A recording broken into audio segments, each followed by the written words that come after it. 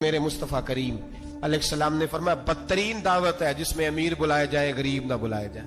وہ بدترین دعوت حضرت ابراہیم کا طریقہ رہا ساری زندگی مہمان نوازی. ایک وقت ایسا آیا کہ اللہ تعالیٰ نے حضرت ابراہیم کو بہت زیادہ مال عطا فرمایا.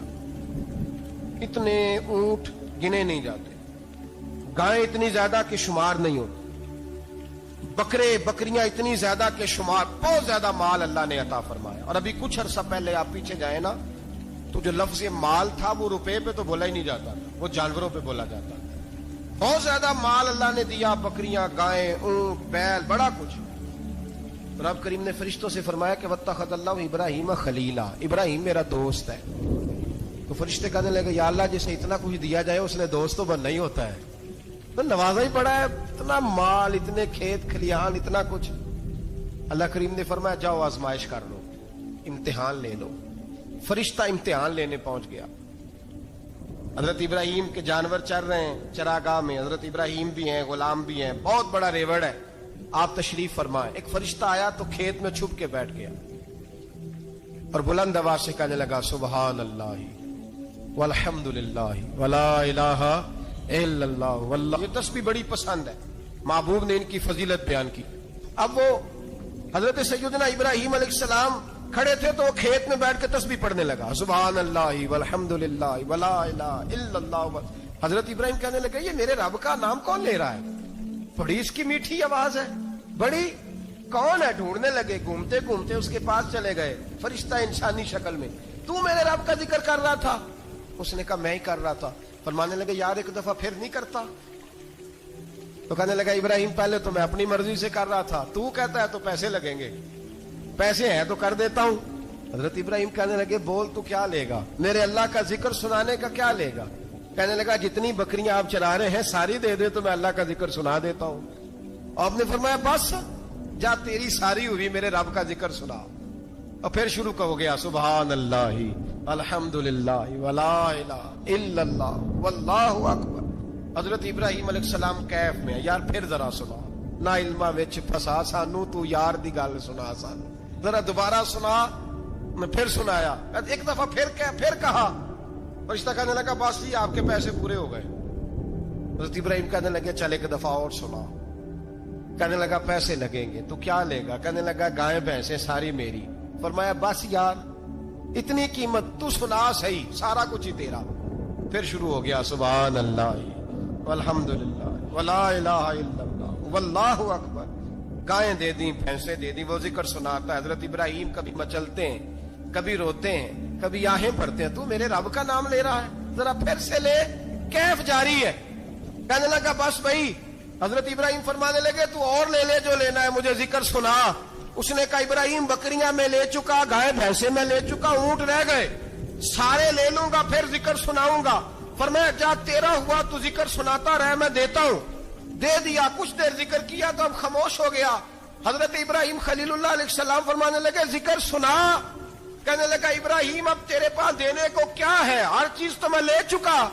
آپ فرمانے لگے یہ گائے بھینسیں بکریاں چرانے کے لیے تجھے کوئی نوکر ملازم بھی تو چاہیے نا. تو اس طرح کر, مجھے رکھ لے, میں روٹی نہیں مانگوں گا, کھانا نہیں مانگوں گا, تو اللہ کا ذکر سناتا رہنا, میں تیرے جانوروں کی نوکری کرتا رہوں گا. حضرت ابراہیم علیہ الصلوۃ والسلام نے جب یہ کہا نا, فرشتے کی آنکھوں میں آنسو آ گئے. تر دامنی پہ شیخ ہماری نہ جائیے, ہم دامن نچوڑ دیں تو فرشتے وضو کریں. فرشتہ رو پڑا اور کہنے لگا ابراہیم مجھے سینے سے لگاؤ, آپ واقعی اس قابل ہے کہ اللہ آپ کو اپنا دوست بنائے, واقعی اس قابل ہے کہ رب آپ کو اپنا. حضرت ابراہیم علیہ السلام کا خدا سے محبت کرنے کا نرالا انداز. اور میرے بھائی یہی محبت انہیں میرے مصطفیٰ سے بھی تھی. ایک نبی گھر بنا رہا ہے, دوسرا بنوا رہا ہے. حضرت اسماعیل علیہ السلام پتھر اٹھا کے لا رہے ہیں, جناب ابراہیم بنا رہے ہیں. جب خانہ کعبہ بن گیا تو کہنے لگے ربنا وابعث فیہم رسولا, اے اللہ اب اسے بسانے کے لیے اپنا آخری رسول بھی عطا فرما. نبی پاک فرماتے ہیں میں دعا ہوں حضرت ابراہیم کی. اور حضرت ابراہیم سے رب کریم نے فرمایا چل ابراہیم کوئی چیز دے, تو کہا یا اللہ تینوں ہی تیرے نام پہ قربان کرتا ہوں, تیری ہوئی ساری, ہر شے تیری.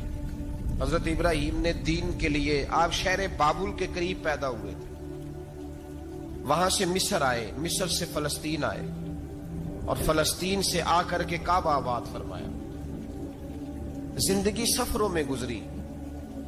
سفر ایک تکلیف والی چیز ہے، پر حضرت ابراہیم نے وطن چھوڑ دیا، گھر چھوڑ دیا. جان بڑی عزیز ہوتی ہے. تو حضرت ابراہیم نے جب دین کے لیے نکلے تو جد و جہد کی، گھر کے اندر بھی گھر کے باہر بھی. آپ کے والد کا نام طارق ہے، وہ توحید پرست تھے، ایماندار تھے، پرہیزگار تھے. آپ کے چچا کا نام آزر ہے، وہ بت پرست تھے، بت بیچا کرتے تھے. حضرت سیدنا ابراہیم علیہ السلام جب میدان عمل میں نکلے تو حضرت ابراہیم علیہ السلام نے اپنے گھر سے جہاد شروع کیا. لڑنا پڑا. گھر کے اصولوں سے، چچا نے جو رواج بنائے ہوئے تھے اس رواج سے ٹکرائے.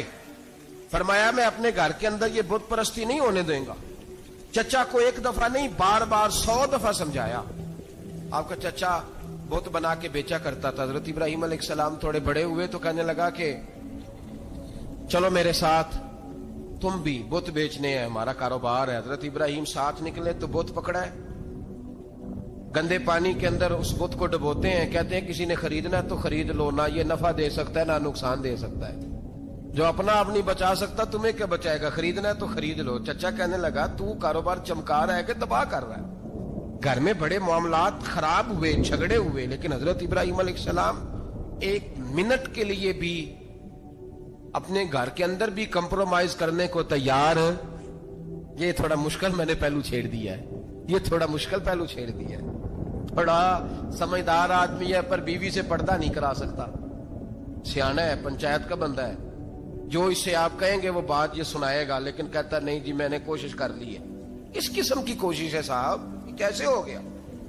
حضرت ابراہیم علیہ السلام نے گھر کے اندر سے فرمایا نہیں کرنے دوں گا. گھر کے اندر بھی ٹکرائے. فرمایا تم جو بھی ہو، پاش کیا چچا کے اصولوں کو. اور باہر جب نکلے تو صرف علاقے کے چیئرمین سے نہیں ٹکرائے، ایم پی ایم این اے وزیر مشیر سے نہیں ٹکرائے. سپر پاور نمرود دنیا کا واحد حکمران تھا اس وقت، دوسرا کوئی حکمران ہی نہیں تھا. اکیلے حکمران سے جا کر ٹکرائے. کوئی ساتھ فوج نہیں تھی، کوئی ساتھ ان کے طاقت بظاہر دنیا داری کی کوئی نہیں تھی. پر حضرت ابراہیم جا کے ٹکرائے اور میرے رسول پاک صلی اللہ علیہ وسلم نے سند بیان کی. فرمایا افضل الجہاد کلمۃ الحق عند سلطان الجابر. فرمایا سب سے افضل جہاد یہ ہے کہ تو ظالم بادشاہ کے سامنے کھڑے ہو کے حق بات بیان کر دے. یہ سب سے بڑا جہاد ہے. یہ سب سے افضل الجہاد کلمۃ الحق عند سلطان الجابر، سب سے بڑا جہاد. حضرت ابراہیم کھڑے ہو گئے، سپر پاور سے ٹکرائے. یہاں ہم لوگ حکمتوں کا شکار ہیں، دیکھیں گے، کریں گے، سوچیں گے. اور مولوی صاحب کو ویسے کہتے ہیں آپ پرہیز کریں سیاسی باتوں سے. بھئی اللہ کے ہر نبی نے جا کے وقت کے ظالم حکمران کو لتاڑا ہے، للکارا ہے. یہ تو مشن انبیاء ہے. حضرت سیدنا ابراہیم علیہ السلام نے جو اس کو جا کے کہا کہ تو جھوٹ بولتا ہے، تو جھوٹا ہے، تو خدائی کا دعویٰ کرتا ہے، تو بہت بڑا ظالم ہے. اور قرآن مجید نے اس ساری بات کو بیان فرمایا. حضرت ابراہیم علیہ السلام سے کہنے لگا میں رب ہوں. تو آپ نے فرمایا میرا رب تو وہ ہے جو زندہ کرتا اور مارتا ہے. تو پھر آپ حق بات بیان کریں گے تو اللہ مارے گا کہ بندہ مارے گا؟ کچھ بھی نہیں ہوتا، کیونکہ زندگی موت کس کے ہاتھ میں ہے؟ اللہ کے ہاتھ میں. زندگی موت اللہ، کچھ بھی نہیں ہوتا. انسان صحیح سمت کا تعین کرے اور صحیح چلے. حضرت علی شیر خدا سے کسی نے کہا تھا کہ آپ کے بڑی دشمنی ہے، کوئی محافظ رکھ لیں. آپ فرمانے لگے موت خود بہت بڑی محافظ ہے، وقت سے پہلے آتی ہی نہیں. بڑی محافظ ہے، وقت سے پہلے. علامہ نورانی رحمت اللہ تعالی علیہ کراچی جیسے شہر میں رہا کرتے تھے، جہاں گام پہ خطرہ تھا. لوگوں نے کہا حضرت اتنے بڑے لیڈر ہو، آپ کی جماعت کی 62 سیٹیں ہوئی قومی اسمبلی میں، ایک ایسا وقت بھی آیا تو کوئی ایک آدمی بندوق والا. آپ فرمانے لگے مجھے ضرورت ہی نہیں، اس لیے کہ جس خدا رسول کے لیے میں نکلا ہوں وہ خود ہی حفاظت کرنے والے ہیں، ضرورت نہیں ان چیزوں. تو بھائی حضرت ابراہیم ٹکرائے اور آپ کا انداز کیا ہے؟ جا کے کہا کہ تو نہیں، خدا وہ ہے جو زندہ کرتا. اور اس نے ایک بیوقوفوں جیسی دلیل دی. ایک آدمی کو کل پھانسی دینی تھی تو اس کو بلایا، کہنے لگا تجھے کب پھانسی ہے؟ اس نے کہا کل. کہنے لگا جا تجھے آزاد کیا، زندگی دی. اس کو چھٹی دے دی. ایک عام آدمی بیچارہ بیٹھا تھا, اس کو پکڑ کے نا کہنے لگا اس کی گردن اڑا دو. کہنے لگا دیکھ لو میں بھی زندہ کرتا اور مارتا ہوں, وہ جو کل مرنے والا تھا میں نے زندہ کر دیا ہے, اور جس کو پتہ ہی نہیں تھا کہ میں نے مرنا ہے اسے پکڑ کے میں نے مار دیا ہے. یہ بیوقوفوں جیسی دلیل ہے. حضرت سیدنا ابراہیم علیہ الصلوۃ والسلام چاہتے تو اسی وقت دلیل توڑ دیتے کہ تو کیا بیوقوفوں جیسی بات کر رہا ہے, اگر تو زندگی دیتا ہے تو مرے ہوئے میں جان ڈال کے دے جس کو تو نے مارا ہے.